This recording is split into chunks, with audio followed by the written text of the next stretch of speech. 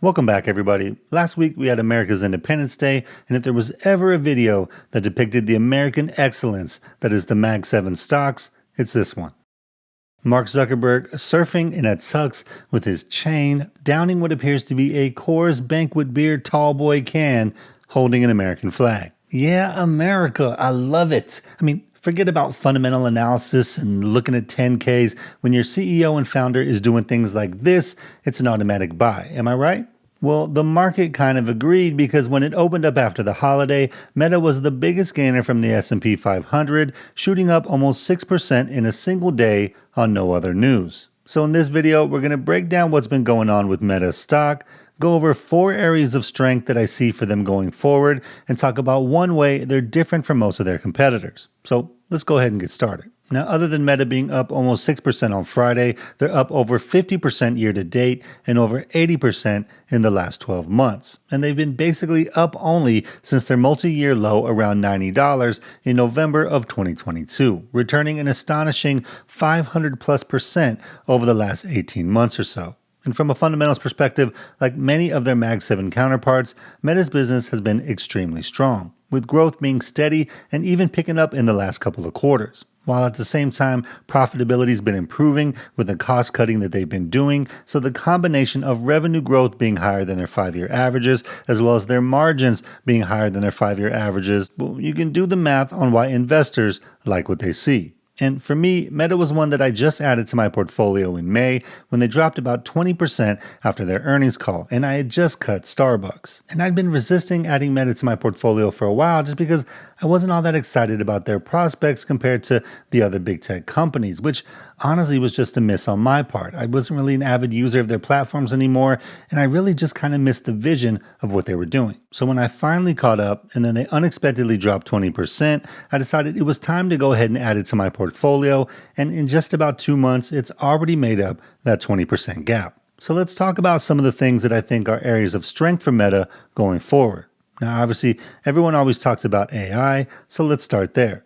The first thing is they've rolled out their Meta AI across their major social platforms, so Facebook, Instagram, Messenger, and WhatsApp. Combined, that means they have over 3 billion daily active users potentially using and engaging with their AI.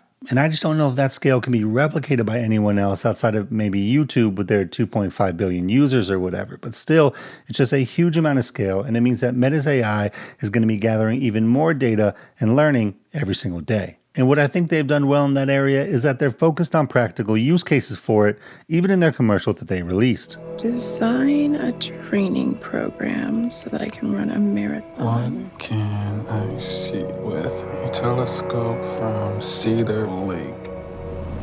Summarize this. How do I plant this? What are you gonna get? Well, I need some help. What is this dish? Guys, let's do some trivia. Oh, yes, let's do that, yeah. I'm gonna win. Imagine a treehouse. In a big oak tree with a porch and a ladder. Imagine Little Italy in 1954. Hey, Meta. Look at these and tell us what to make. Next question. It starts with an empty prompt. Oh, there it is. Wow, it's amazing. That takes you as far as you want to go. And so it's not some crazy futuristic out there technology, it's simply something to enhance your life, and even their commercial is called Expand Your World with Meta AI. And for me personally, I think this is the right approach, especially for the consumer-facing kind of portion of AI. And like it or not, Meta has the largest and most diverse set of eyeballs on all their platforms across the world. And on the flip side of that, and probably more important from a revenue perspective, Meta has already started seeing benefits in ad targeting because of AI, with revenue in their AI-powered marketing tools doubling over the past year. And again, I would imagine with 3.24 billion people interacting with their platforms and their models every single day, that's likely going to continue to get better. Plus, when we take a look at the other news related to their Llama model, it's basically continued progress and more distribution. Their latest Llama 3 model was recently released. They continue to add non-search related features in their apps like AI Studio, and even now partnering with Apple to be one of the AI/LLM options on iPhone for whenever they call out to a non-Apple service. Well, as Apple pursues its new AI strategy of partnerships, it's in talks with Meta about potentially integrating Meta's Llama AI models into Apple Intelligence. This according to a Wall Street Journal report. Now, this would be a notable pivot from a traditionally contentious relationship relationship with Meta as the two companies clashed over privacy and ad targeting. And it comes after Apple partnered with OpenAI to bring its ChatGPT to phones. The company also said they'd include Google's Gemini, and Apple is also reportedly in talks with Anthropic and Perplexity. Now, this is probably slightly more interesting from an Apple perspective than it is from a Meta perspective, but it's obviously good from just a general distribution perspective for Meta and what that might possibly mean in the future for Meta and search, which we're going to talk about in a minute. But another area of strength for Meta is their advertising growth. Now, obviously, it has to be since advertising is basically all of their revenue, but still, they had 24% and 26% year-over-year growth over the last 2 quarters, which is really good, and many analysts see that continuing as the strength of digital advertising remains. Digital advertising has just exploded recently, so that's probably helped, right?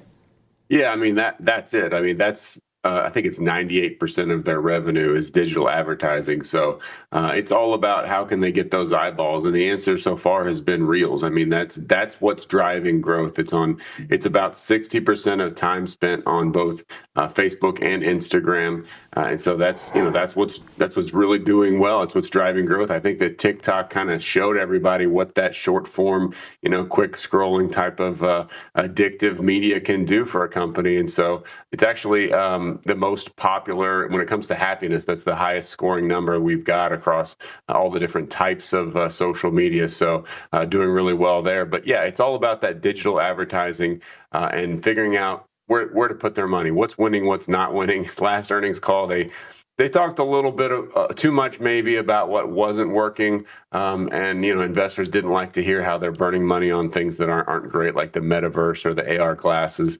But it's a stock, it tanked like 20%, something like that, but it's completely filled that gap now. And as we talked about earlier, many see the integration of AI into those platforms as a win going forward. AI increasing engagement in Instagram and WhatsApp and really all of its broader platforms. Talk to me a little bit about the opportunities with Meta.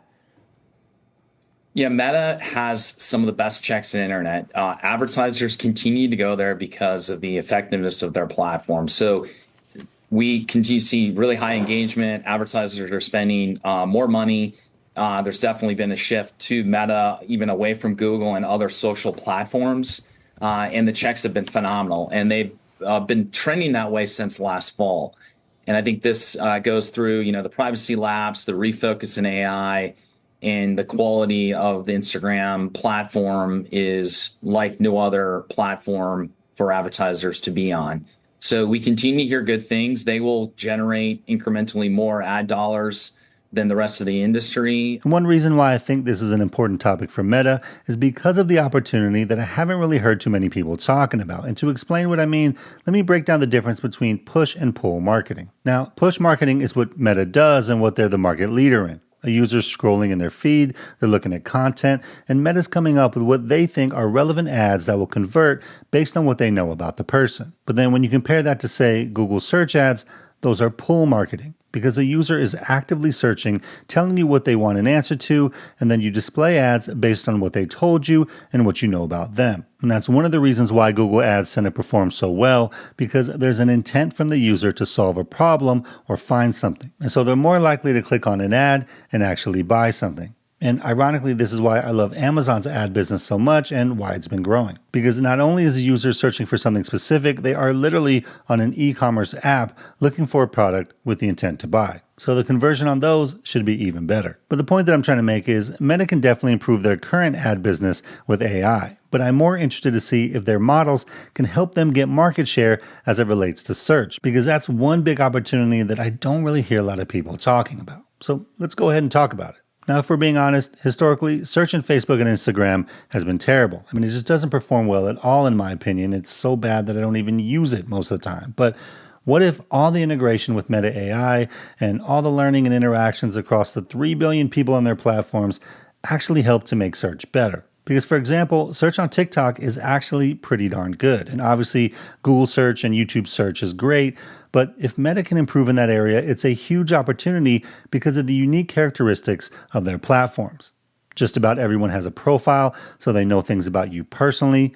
And just about every business in the world has a profile as well, so they have a way to connect you and initiate commerce. Plus, you spend most of your time online, usually in one of their apps, if not YouTube or TikTok. And lastly, and maybe most importantly, their content and user data is not public facing to the internet, so it's literally a place that Google can't get to. And to me, those are distinct advantages if they could just get their stupid search to actually find something that I'm looking for. Because just imagine if you could search for something in Facebook or Instagram and it would show ads from businesses that have the highest rating among people with your specific interests and demographic qualities. And then it could directly connect you to their page or service without having to enter your information somewhere else again. And if that actually worked well, I genuinely think it would be huge for them. So maybe the integration of Meta AI can actually help their search algorithm, but we'll just wait and see. Okay, lastly, areas that I think are interesting for Meta, but maybe a little bit smaller in scale, are number one, their Meta Ray-Ban sunglasses,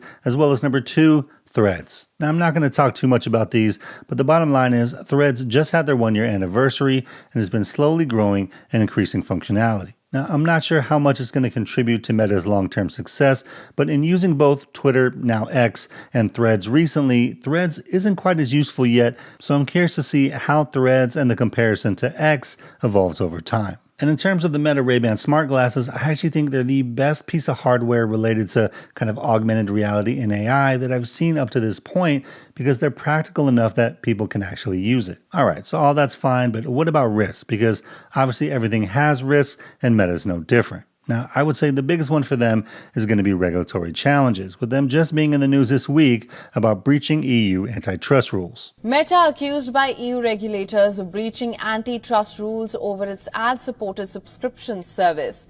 The European Commission labels Meta's model a pay or consent approach, requiring users to either pay for an ad-free experience or agree to personalized advertising based on data processing.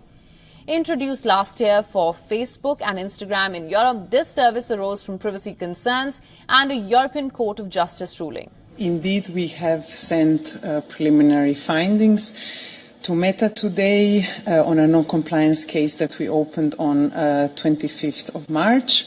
So the preliminary findings concern the compliance of Meta with the DMA provision on combining personal data from several core platform services and other services for the purpose of showing personalized ads.